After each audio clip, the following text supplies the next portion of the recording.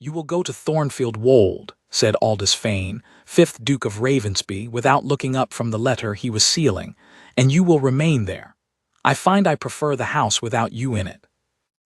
He heard, rather than saw, his wife receive the sentence, the small stillness of her, the breath she did not quite take.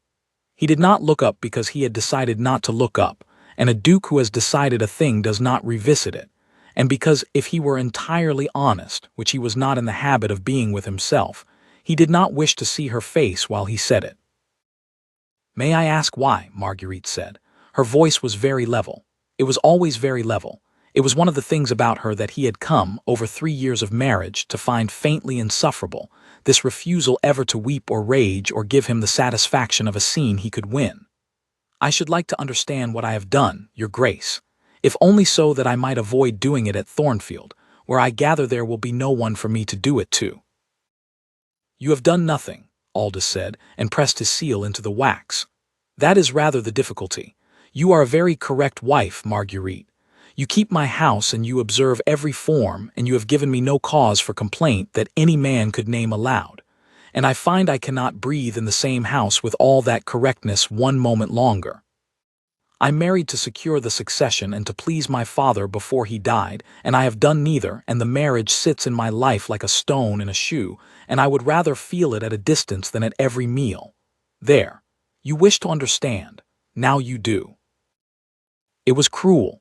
He knew it was cruel even as he said it, and he said it anyway, because cruelty at least was a kind of honesty, and he was so tired of the correctness, of the silence between them, of the way she looked at him sometimes across the long dinner table with a patience that felt like an accusation, of his own failure to feel for this blameless woman, the thing a man was supposed to feel and could not manufacture.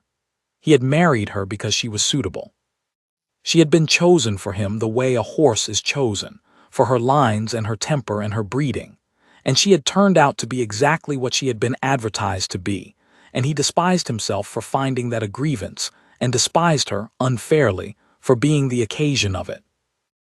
She was quiet for a long moment. When he did at last look up, he could not help it. She was standing very straight by the window, the winter light hard on her face, and she was not weeping. She was looking at him with an expression he would spend a long time afterward trying to name. Not hurt, not anger. Something more like the look of a person taking a very careful measurement of a thing so as to remember its exact dimensions. "Thornfield Wold has not been lived in for 11 years, she said. "Your steward's reports call it uninhabitable. The roof of the west wing is down, the gardens are gone to bramble, the village that depends on it is half empty because there is no work and no landlord who cares. You are sending me to a ruin, Aldous." "I am sending you to a house that is legally mine and legally yours as its mistress," he said, "and which is far from London and far from me, which are its 2 chief recommendations. You will have an allowance. What you do with the ruin is your affair. I ask only that you do it there and not here." "I see." She drew on her gloves slowly, one finger at a time, and he watched her do it and felt something he did not examine. "Then I shall go to Thornfield, and I shall not trouble you, your grace. You need not fear letters. You have been very clear about what you prefer, and I have never in 3 years failed to give you what you preferred. I do not intend to begin now." She curtsied to him, correctly of course, faultlessly, the deep grave curtsy a duchess gave a duke, and there was in its very perfection a reproach sharper than any words. "Goodbye, Aldous. I hope the house is quieter without me. I hope it is everything you wished." She went.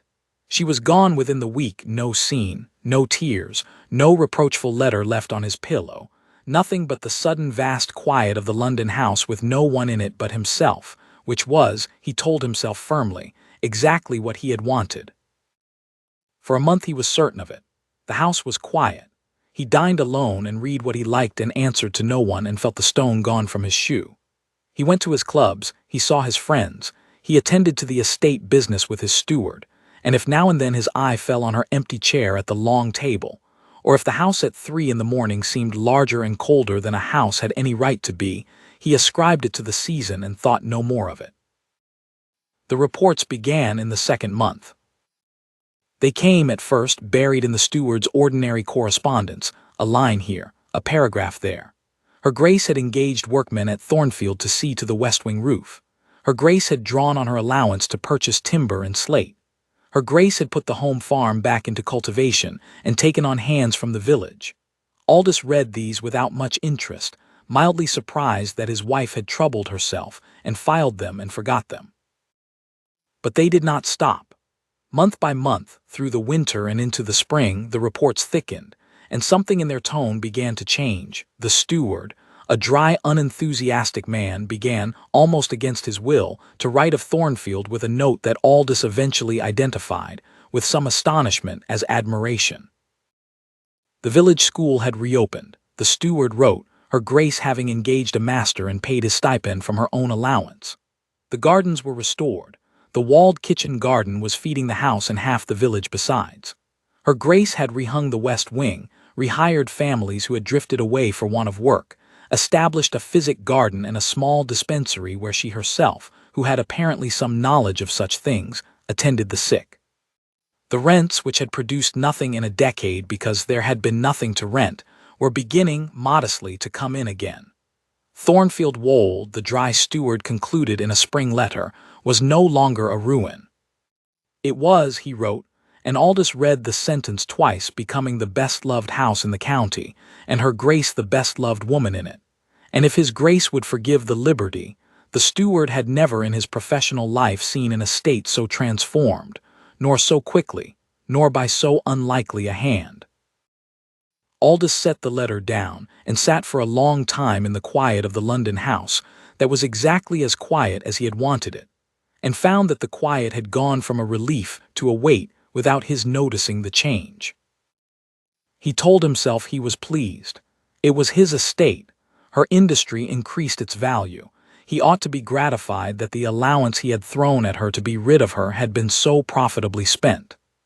He told himself all of this and did not believe any of it, because underneath the accounting lay a thing he could not account for at all, which was that he had lived beside this woman for 3 years and thought her a stone in his shoe, a correct and empty and insufferable nothing. And now, at 200 miles distance, she was rebuilding a broken world with her 2 hands and being loved for it, and he had not known she had it in her, because in 3 years he had never once troubled to look. He had called her correct. He saw now that he had confused her correctness for emptiness, the way one might mistake a locked room for an empty one, never having tried the door. She had been faultless with him because he had given her nothing to be anything else, with no warmth to answer, no question to open her, no reason on earth to show a cold husband the woman who could rebuild Thornfield Wold, and so she had shown him only the Duchess, and he had looked at the Duchess and pronounced there was no one home, and sent the no one away, and only now, with the house she had made rising in his steward's letters, understood that he had banished a stranger he had been married to for 3 years. He did not go at once. He was too proud to go at once, and besides he did not know what he would say. A month more passed. He found himself reading the steward's Thornfield paragraphs first, before the London business, and then rereading them. And once he caught himself at his desk having written her name, Marguerite, on a fresh sheet, and nothing after it, because he did not know how to begin a letter to a wife he had thrown away, and had torn the sheet across and thrown it in the fire and sat watching it burn. It was a small thing that finally moved him. Among the spring reports the steward had enclosed, without comment, a folded paper, a petition of sorts, got up by the village and copied out in a child's careful hand, thanking Her Grace of Ravensby for the school and the dispensary and the work she had brought back to Thornfield, and signed or marked by 40 families. Aldous read the 40 names.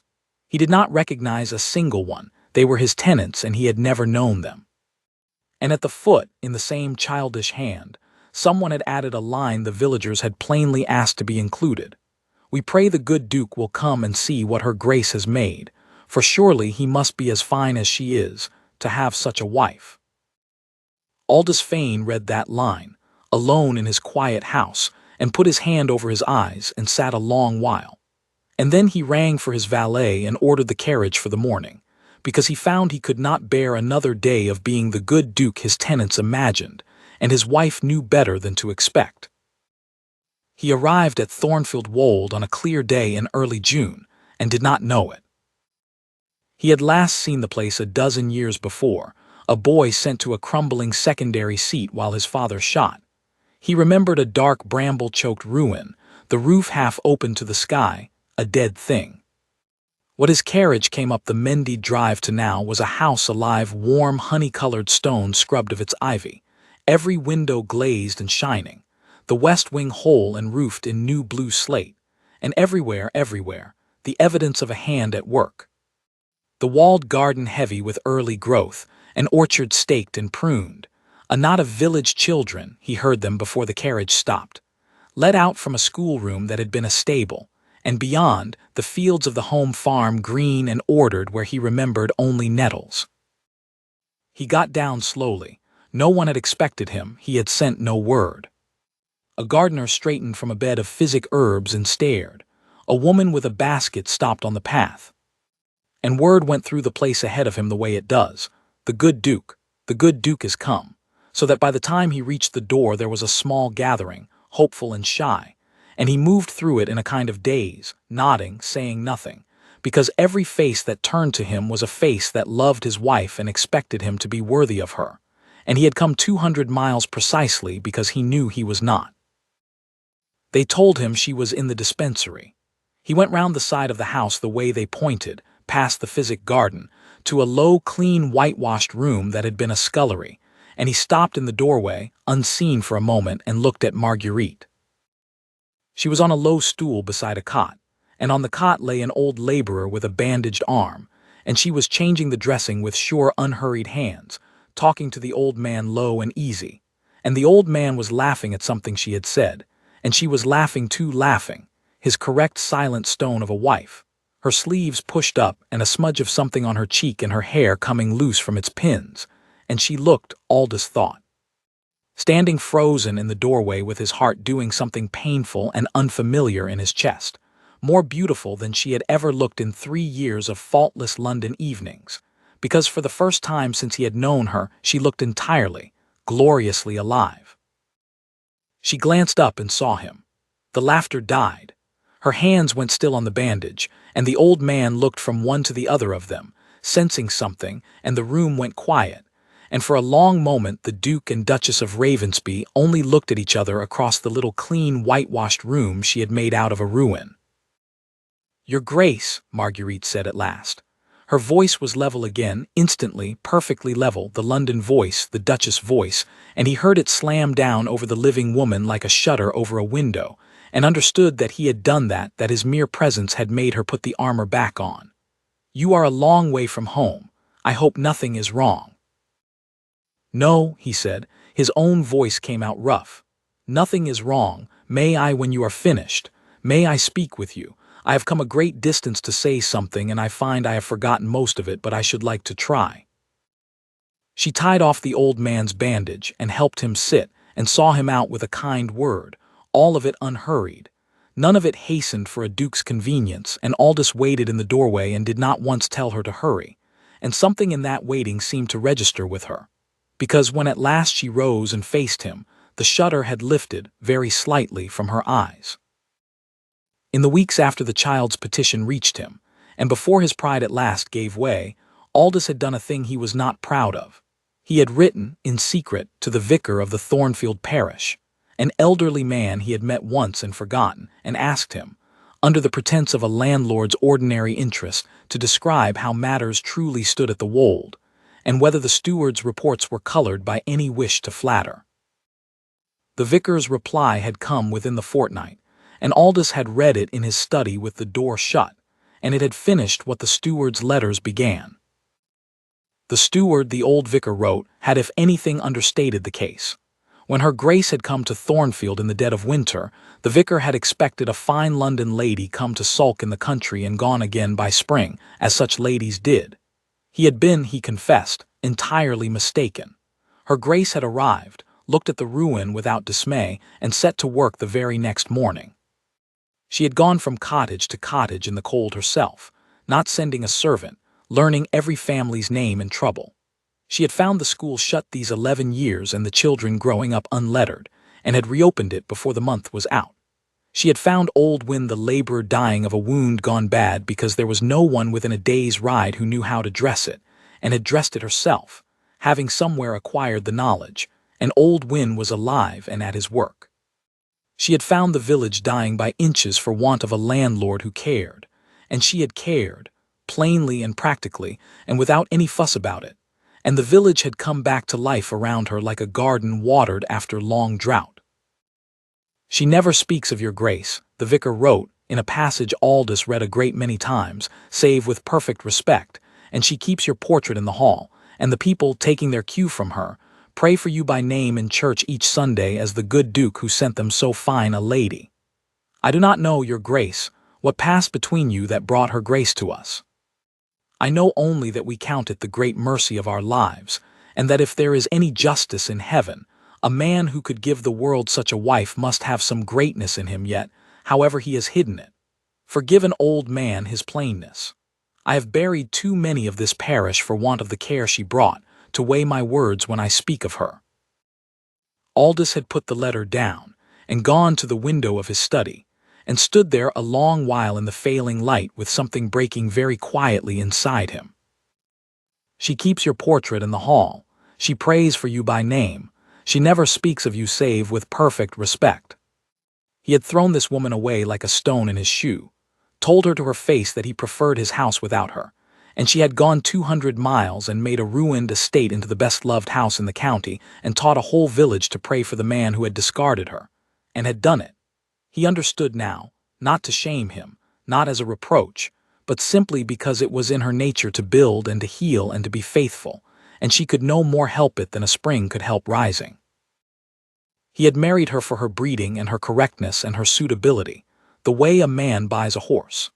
And it turned out he had, entirely by accident and wholly without deserving it, married the finest woman in England, and had needed to lose her and read of her at 200 miles distance in a dry steward's hand and an old vicar's plain one before he could bring himself to see it.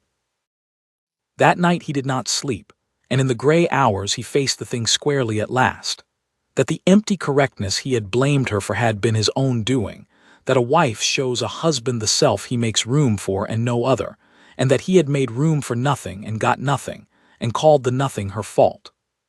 He had wanted to feel something for her and could not, in the cold house he had made cold, and now, absurdly, unforgivably late, at 200 miles and reading of another man's tenants praying for him, he felt it, a great helpless swell of it, for a woman who had every right never to want to see his face again.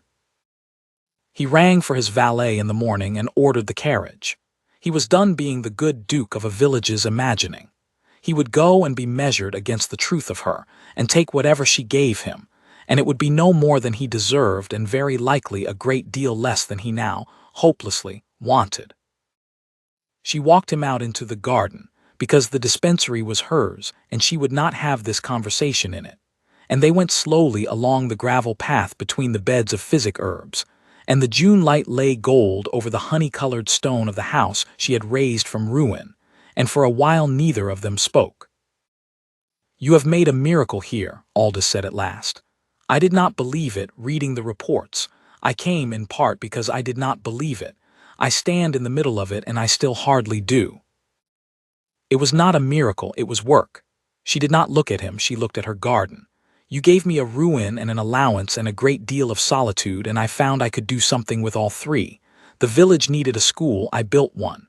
The sick had no one, I learned enough to be someone. The land was dying, I put it back to work. There is no mystery in it, Aldous. There is only the fact that here, for the first time in my life, I was needed by someone, and no one had decided in advance that I was a stone in his shoe." She said it without heat still, but the words landed like blows all the same because they were true, and she let them be true. "I have been happier at Thornfield in 6 months than I was in 3 years as your Duchess. You should know that since you came so far. Your banishment was the kindest thing you ever did me." Aldous stopped walking. "That," he said, "is the most terrible thing anyone has ever said to me, and I have earned every word of it." She turned then and looked at him, and the level voice cracked just slightly at the edges. "I did not mean it to wound. I have stopped wanting to wound you. I stopped somewhere around the West Wing roof. I mean it as the plain truth, which you always said you valued and which I was never permitted to give you, because a wife who tells a cold husband the truth is not correct, and I was so very determined to be correct. I thought if I were faultless enough you would come in the end to—" She stopped. It does not matter what I thought, it was a girl's foolishness. I have grown out of it here. I have Thornfield now, and 40 families who need me, and a self I did not know I had until you sent me away to find her. I do not require anything from you any more, Aldous. That is what has changed. And I think it is why you have come.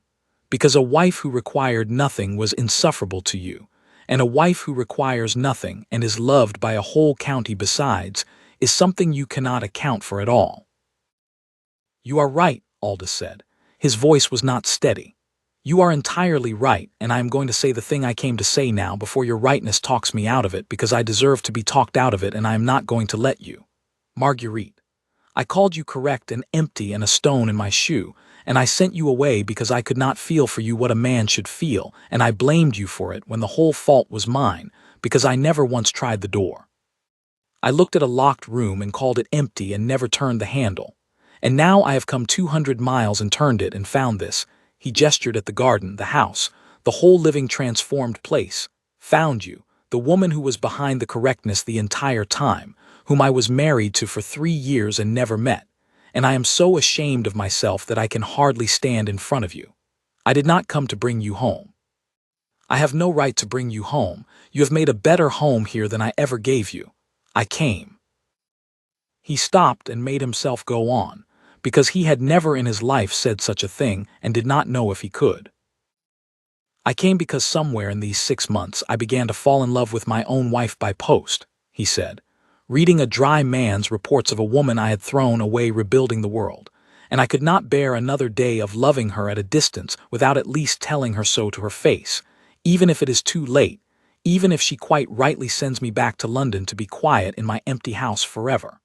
I have no scene to offer you, Marguerite.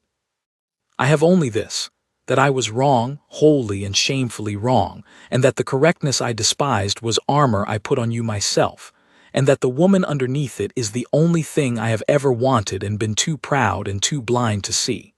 I do not ask you to come back to me. I ask leave to come here to Thornfield to you, and to court my own wife properly from the beginning as I should have done 3 years ago, and to earn, if I can, some small part of what these 40 families feel for you, who have known you 6 months and love you better than I managed in 3 years. That is all. That is everything. It is entirely in your hands as it should have been from the first.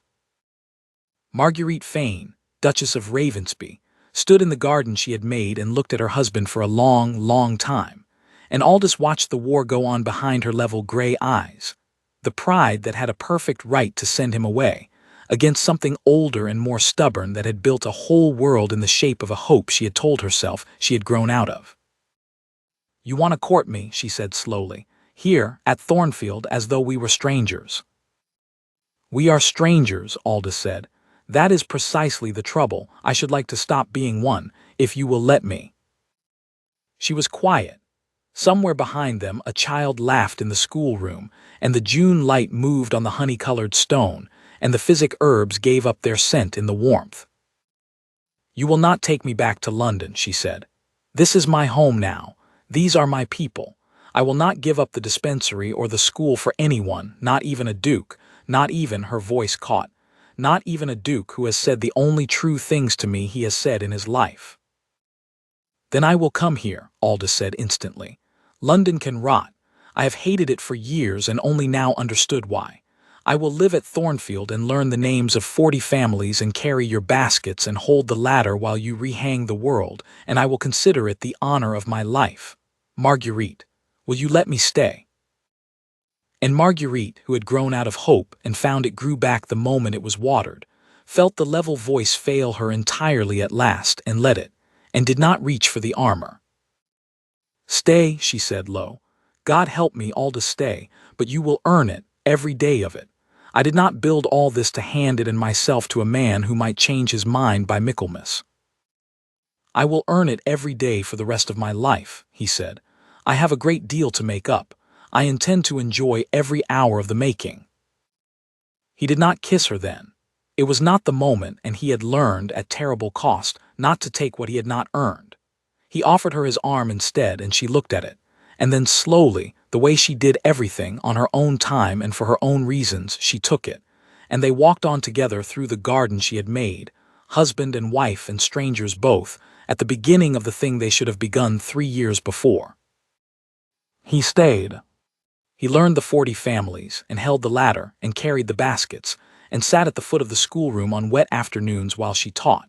And in the slow turning of that first summer into autumn the Duke of Ravensby became, without quite noticing when it happened, the good Duke his tenants had always imagined. Not because he had been born fine, but because his wife had made a ruin into a home, and then, with far more patience than he deserved, made a cold man into someone worth living beside. She had transformed the house. She transformed him too, and it took longer and cost more, and neither of them would have had it any other way. And on the still evenings when the day's work was done, they walked out to the top of the wold together and watched the light go off the field she had brought back to life. And Aldous, who had once preferred his house without her in it, could no longer imagine a single hour of his life that was not better for her being in it, and told her so every day, because he had wasted 3 years of days not telling her, and did not mean to waste one more.